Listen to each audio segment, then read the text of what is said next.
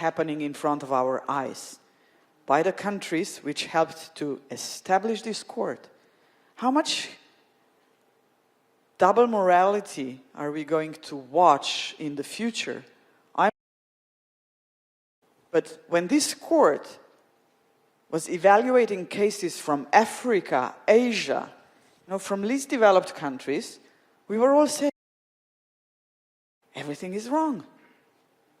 Why am I so passionate about it? Because one of the judges at the International Criminal Court is Slovenian, and she was one of the who were sanctioned at the beginning, women judges. And you cannot imagine how many difficulties Slovenian judge has because of the sanctions from US. And it's not easy life after that. And now the whole institution of the International Criminal Court is in danger. Luckily, we have international court as well. But still, this is under the auspices of the United Nations. So, just to conclude and a bit more how I feel, I think that every single individual, especially, to be vocal about human rights because this really matters. All the wars that we have today,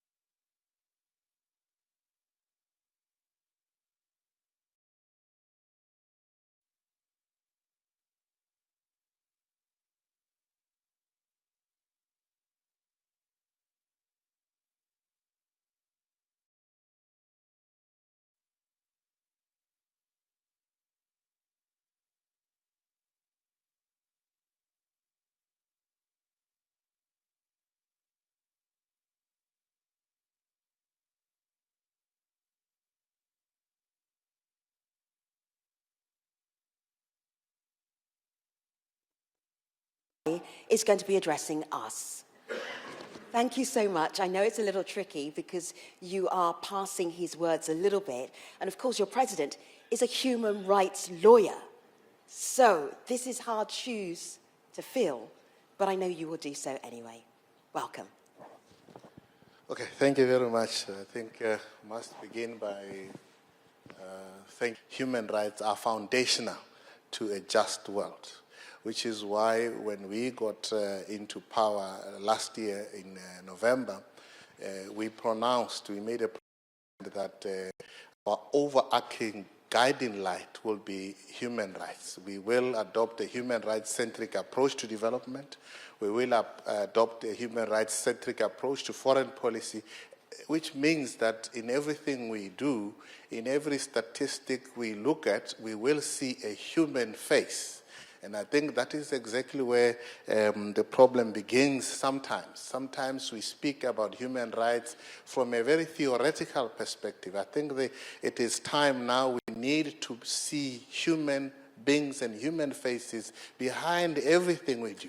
I would want to say, as I just lay a foundation, that sometimes the the weakness is not in the absence of conventions or the lack of ratifications. I think the weakness sometimes is in us, those that believe in a just world. Some people's human rights are violated every day somewhere else. So we believe strongly that we inclusivity in terms of development, which is why when the president. And what do you want to add? It's the third, I'll elaborate. That's how I look at it, and you see evidence of that every day. I have one thing to say about the past and one thing about the future. Speaking hard power and human rights work is done and disseminated because there are certain corporations one practices it. But the concept today that people from other countries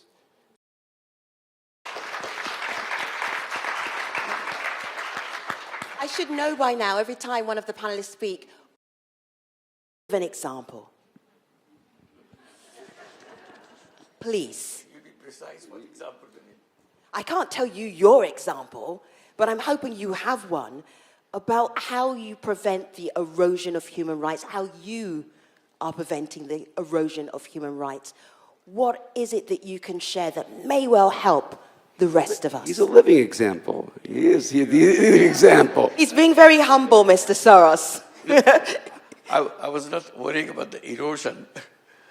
I was thinking about the fact that the abuse of the freedom that we stand for, many of the freedom that we are talking about, extreme amount of that abuse comes. One comes from the concentration of wealth itself. If you look at the media or any communication, gradually it becomes in the control of fewer and fewer hands because you have the money, you have the authority, you have the political power, you do that. Here we are standing for freedom, but at the same time you are creating a mechanism by which you take it away completely, forever. You cannot make any noise. So this is one thing that we have to come back. It's freedom, yes, but freedom with some limits. You cannot go on doing this because the abuse of this, you cannot abuse that power of freedom. Particularly it becomes critical in the face of technology. Technology is coming. They use the freedom to abuse, freedom to say anything, a massive way. So where does our freedom go? Which freedom are we protecting now? Fake news, abusive campaigns, those who control finances, those who want to control businesses, or any political ambitions. So where do you limit that? So this is one, simultaneously, we have to address that. As the technology proceeds, AI comes in. How do you fight with the AI to protect your rights that you have been describing, and we are protecting all the movement that we have created over years?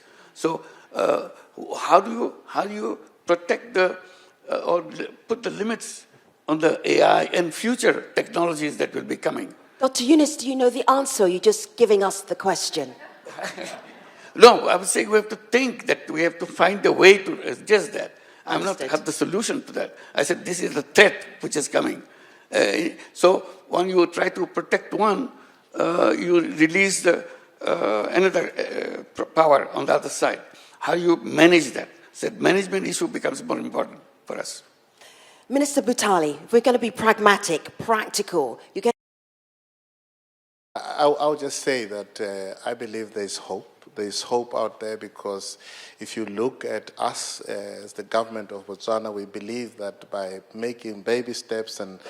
What I believe in is the institutions who are the defenders of human rights.